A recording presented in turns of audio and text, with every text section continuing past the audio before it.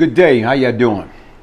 If anyone is joining me for the very first time, my name is Glaze Gibbs, and my story is about change and redemption. If you see the background, the Glaze Gibbs story, Beyond Lucky, this is my ministry. You know, I sit back and I ask myself the quality question, out of everything that I've been through in life, why did God save me? Why did God spare me? And there had to be a reason. So as I get started with today's topic, it's like a lot of times people ask me about some of the things that I did. Everything that I have done in my life that was evil, that was wrong, I regret it. I regret it big time. Like I said right now, was that I repent, ask for forgiveness, and it's still hard. It still bothers you because basically I fell in love with the street and I committed some sinister act that I am not proud of. I was once the problem. Now I'm seeking to be part of the solution. Tonight, what I'm gonna tell you is about a story is of a friend. And right now where it's like, this guy was my friend. And Glaze Gibbs was manipulating into murdering him. You know, this is the individual I'm talking about. I'm not tech savvy. Was my friend, Amar Artel Benson. And as I say, once again, get a closer shot. This is Amar Artel Benson. We grew up together. He was part of the Baby Sam crew. So what wound up happening was I was out of town. And when I was out of town, I got a phone call from my buddy, like my right-hand man at the time. He's at my Cypress headquarters. And when he called me because he had somebody else on the other line that was on Rikers Island. And the person that he was talking to was this individual right here. This individual right here, basically was on Rikers Island at the time. And he got my number, called my Cypress headquarters. And when he called my Cypress headquarters, he was telling me a story about how Amar was on a visit. And he was visiting, one of his friends.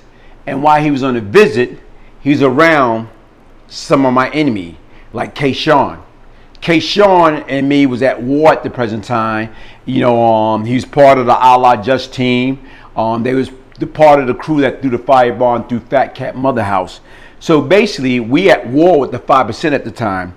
And what this guy was telling me, he said, yo, man, Amar was on a visit.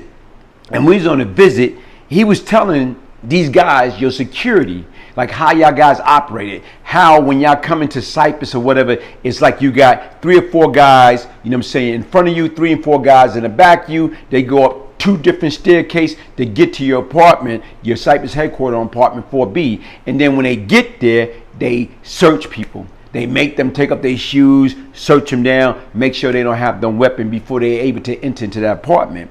So it's like he just started going more and more in depth about like my security detail.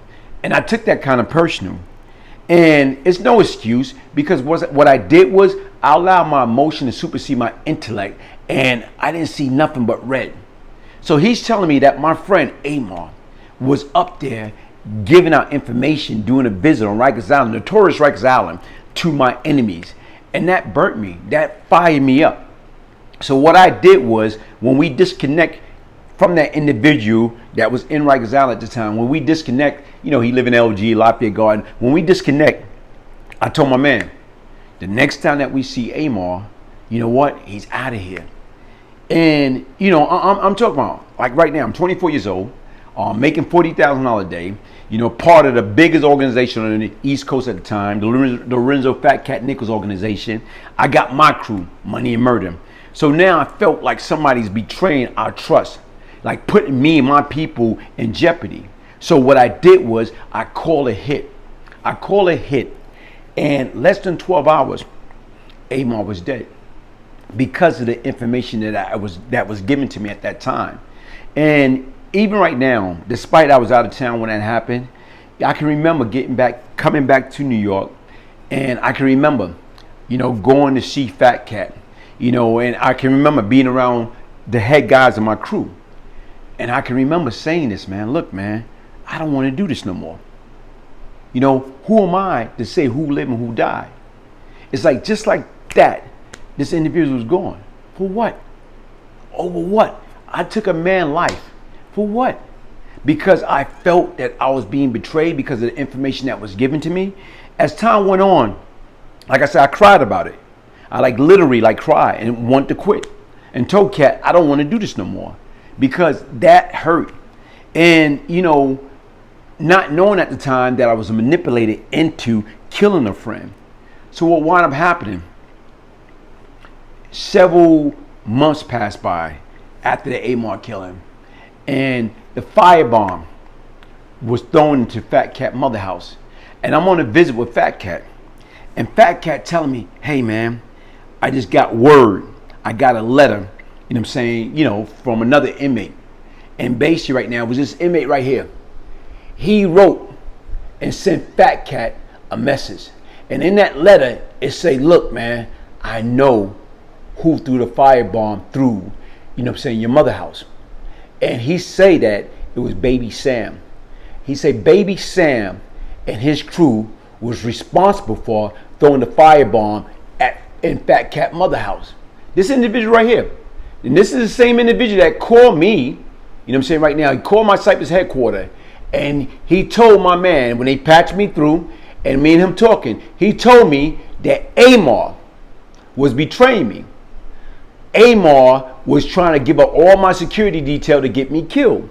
So that left a nasty taste in my mouth. This same individual right here. Okay, so now, months later, Waman Shawanga visiting Fat Cat, and he telling me that, hey, I just got a letter, a kite, that saying that they know who threw the firebomb to my mother's house. I said, come on, man. I'm saying, what the hell you need a kite for? We know who did it, and we're going to get them or whatever. So I said, okay, by the way, who did you get the letter from? Period. And he told me, this individual right here. And right now, that's how I figure out that I was tricked into killing Amar. It's like that. I put two and two together. Here it is. What happened is he blaming the Baby Sam crew. Why he's blaming the Baby Sam crew that threw the firebomb to Fat Cat mother house? Because month prior, on March 31st, 1988, his dad and I believe two ladies that was working in the beauty salon, was murdered. And once again, when that happened, my name came up. But as time went on, he heard that this guy right here was involved. And he was later convicted for that murder, those three murders. And another guy that was involved with this guy right here. So the whole time is they part of the Baby Sam crew. They part of this guy right here, Baby Sam. They part of the Baby Sam crew. And what happened was, and how the beef started, is over territory. See, a lot of times people do not understand that, most cats is not strong enough to hustle in New York. So that's why a lot of these guys was forced to go out of town. DC, Maryland, Virginia, all these other places. Now, here it is. This guy right here, okay, also from LG, the Hamilton brothers. This guy right here, JR, and his brother, his manipulated brother.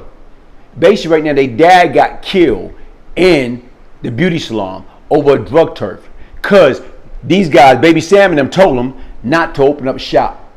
They opened up shop, kept it going, and next thing you know, a few people got killed in the beauty salon. So once again, being that this individual and his brother, this individual, they was not strong enough to go against Baby Sam. They didn't have it in them to go against Baby Sam. So what they did was they manipulated me to kill Amar, and they was trying to manipulate Fat Cat to get me to kill the Baby Sam and them crew. Not knowing that these guys, the Baby Sam and them crew, like I tell you right now, Wiz, guess what? They was not to be messed with. I'm talking about these guys later went down for 9 murders, 6 attempt murder, a bunch of drug charges. They all went down for that. These guys were no joke. So, but not only that, was this guy right here, later on when Baby Sam and them got all their time, they got I think Baby Sam got 75 to life, Victor got like 125 to life. Johnny got like 75 to life. This guy right here, he was in jail. He had 25 life for a body. He was in jail with all these guys. He was in jail with Johnny Ray. He was in jail with Victor Breland. He was in jail with Baby Sam himself. And guess what? He didn't do absolutely nothing. You got life, they got life. You right there with these guys. Try to manipulate me to kill Amon. You got enough ball to try to manipulate Cat to kill Baby Sam and them. But you with these guys that kill your biological father. And you did absolutely nothing. That confused me. Guys, for more of my story, check this out. The Brian Glaze Gibbs story, Beyond Lucky. Email me, Brian, BRIAN GIBBS 1201 at yahoo.com and get your copy of this story. And what I'm speaking about is in this book right here. You know what? It's ironic. I never saw Baby Sam again.